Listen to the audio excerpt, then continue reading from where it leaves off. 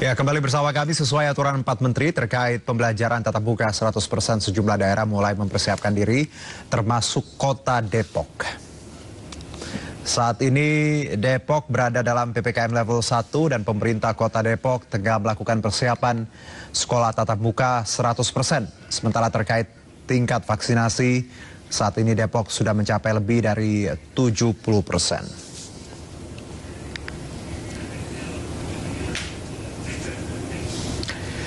2022 sudah di depan mata, namun virus COVID-19 hingga saat ini masih menjadi ancaman. Sejumlah kebijakan terus dikembangkan pemerintah yang terbaru melalui surat keputusan bersama 4 menteri. Mulai tahun depan sekolah tatap muka akan kembali digelar. Seperti apa kesiapan sekolah tatap muka di daerah? Sudah bersama kami Bapak Muhammad Idris, Wali Kota Depok. Assalamualaikum Pak Idris. Waalaikumsalam. Sehat ya Pak? Selamat sore. Iya, selamat sore. Terima kasih juga sebelumnya atas waktunya. Kita bicara kesiapan Depok, Pak. Saya dengar kalau angka vaksinasi sudah 70% ya Pak di Depok, atau seperti apa? Kalau vaksinasi untuk masyarakat keseluruhannya sudah 74%. Baik. Jadi sudah 70% lebih. Ya, itu persyaratannya, sehingga keputusan dari menteri pun sudah level 1. Oke. Sekarang alhamdulillah kasus yang isolasi itu tinggal 19 orang. 19 orang untuk 19 Depok. orang yang tersebar di 15 kelurahan, masing-masing 19 masing-masing satu kasus. Dan ada 2 kelurahan 2 kasus. Oke, ini angka yang 19. Bagus sekali kalau bisa kita tekan terus ya Pak, terus dijaga karena ini luar biasa kalau kita lihat bagaimana Depok menekan angka COVID. Nah, kalau untuk anak sendiri Pak, vaksinasi anak di Depok seperti apa jalannya? Ya, kalau definisi anak dari 18 tahun ke bawah, ya Depok secara umum itu sudah 66,69%. Baik. Ya, untuk dari usia 18 sampai ke bawah. Tapi untuk 12 tahun ke bawah, yaitu SD, ya anak-anak SD termasuk PAUD dan TK, ini masih 52,54%. Oke.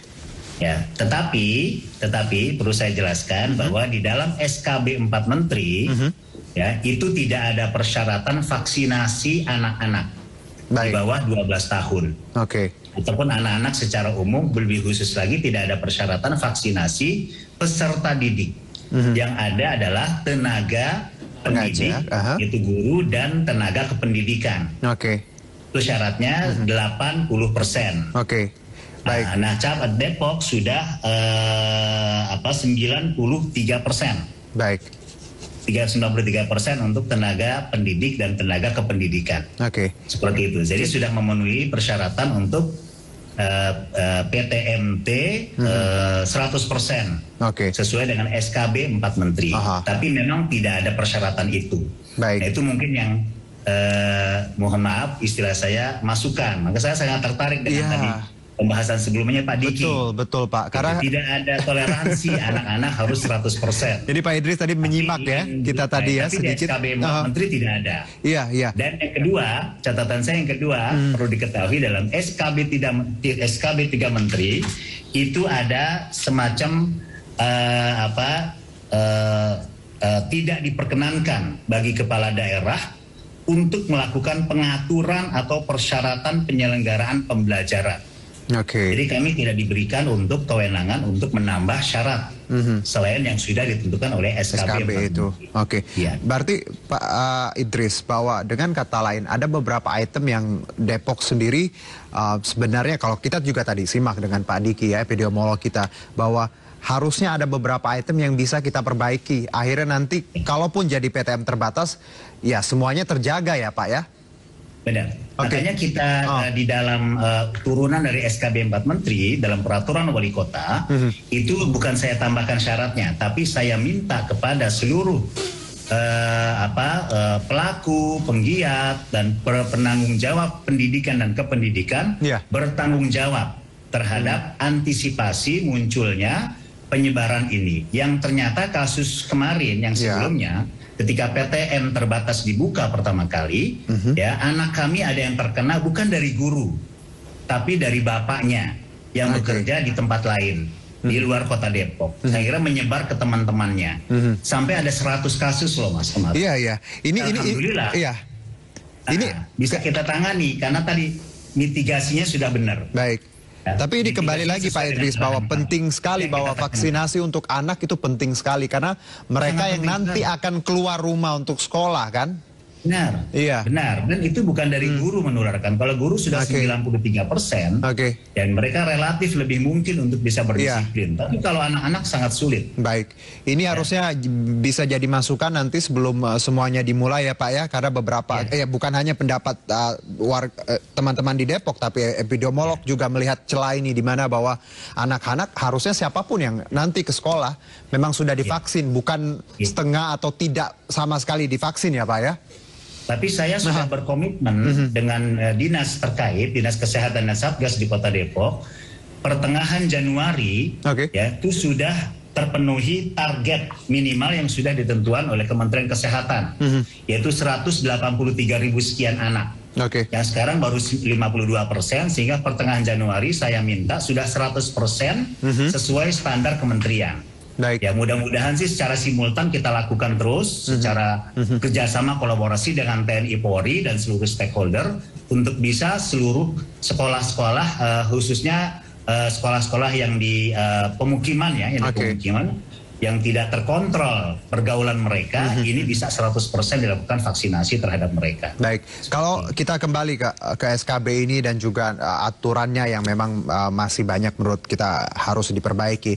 Lalu apa yang dilakukan Depok sendiri Pak untuk menyambut PTM ini kalaupun nanti memang kondisinya disegerakan seperti itu semester 2 2022 ini? Apa yang Depok terlebih dahulu lakukan? Ya, pertama tadi pengetatan sedikit dalam tanda petik ya, pengetatan bukan membuat persyaratan baru, pengetatan sedikit tentang masalah mekanisme mitigasi. Ya, yang dilakukan oleh mereka, oleh sekolah ketika terjadi satu kasus misalnya, mudah-mudahan tidak terjadi.